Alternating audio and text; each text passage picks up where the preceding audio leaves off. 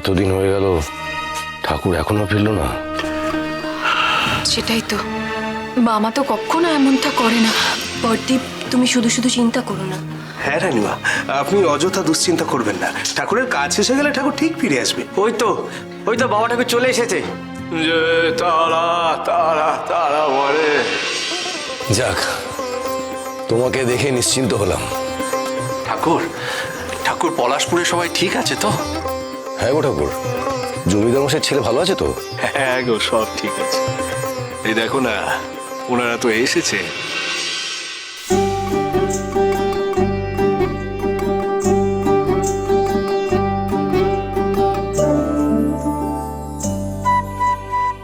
প্রণাম করো। মামারে, ওনারা এসছেন, খুব ভালো হয়েছে।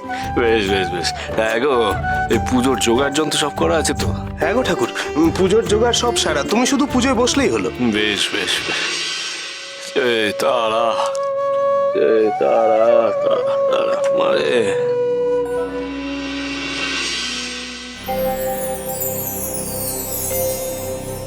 জয় মা তারার জয়। জয় মা তারার জয়। জয় মা তারার জয়। জয় মা কালী। জয় তারা, জয় তারা তারা তারা মারে।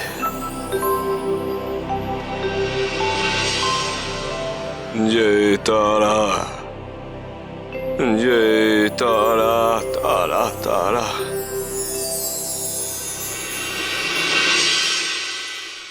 বামা,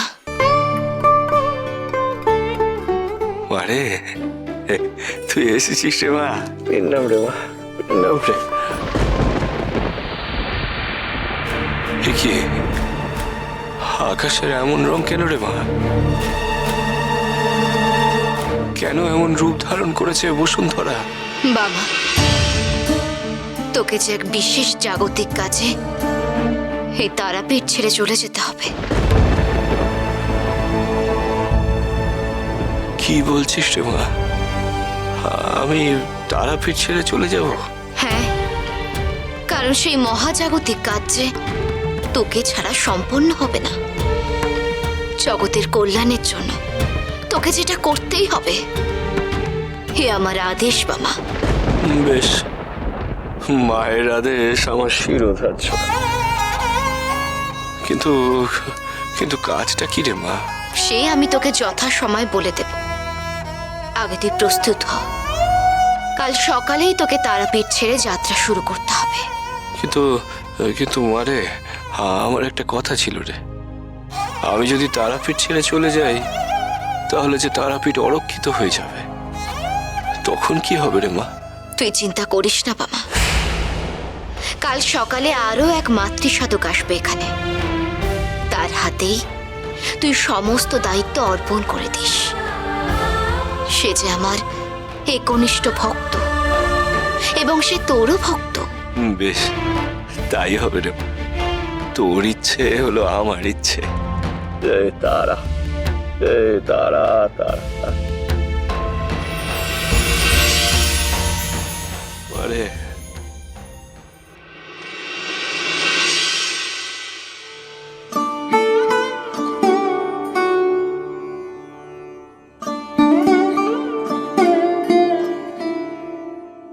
কই, মা যে বললেন যে সে সাধক আসার কথা, কই সে এলো না তো। সে না এলে যে তারাপীঠ মন্দিরের দায়িত্ব তার হাতে অর্পণ করে আমি যেতেও পারছি না। তুমি কে গো ঠাকুর? মায়ের আদেশে আমি এই মন্দিরে এলাম।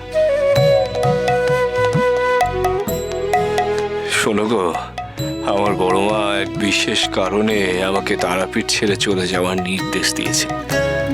তবে আমি যতদিন না তারাপীঠে ফিরে আসছি, ততদিন তুমি আমার স্থান পূরণ করে এই মন্দির আগলে রাখবে, কেমন? ঠাকুর, তোমার স্থান পূরণ করার সাধ্য যে আমার নেই। তুমি যে আমার নমস্য ঠাকুর। শোনো গো বাবা, এই তারাপীঠের ওপর কোনো বিপর্যয় এলে তোমাকেই তা প্রতিহত করতে হবে, বুঝেছ? বড় মা, দে মাতে, তুই ওকে দিব্য শক্তি দে রে মা, যাতে ও তারাপীঠকে রক্ষা করতে পারে। জয় তারা, জয় জয় তারা।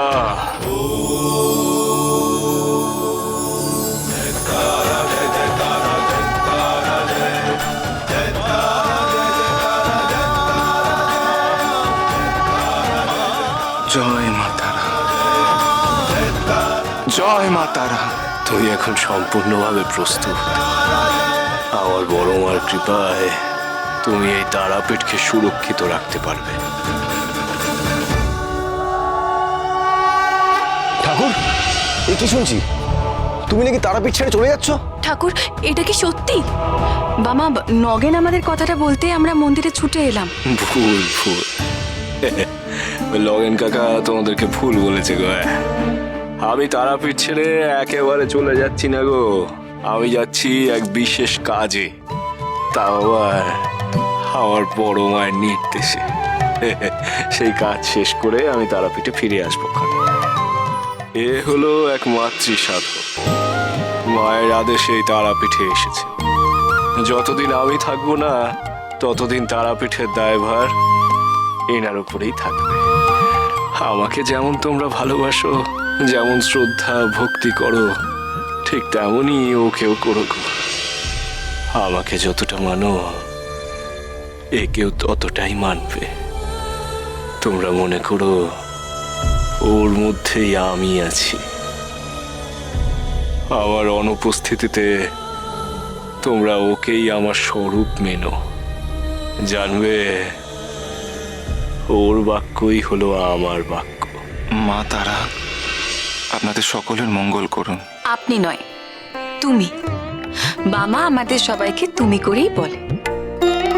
বেশ, আমিও তুমি করেই বলবো। আমি কথা দিচ্ছি, আমি আমার জীবন দিয়ে এই মায়ের দুয়ার আর রাজবাড়ি রক্ষা করব।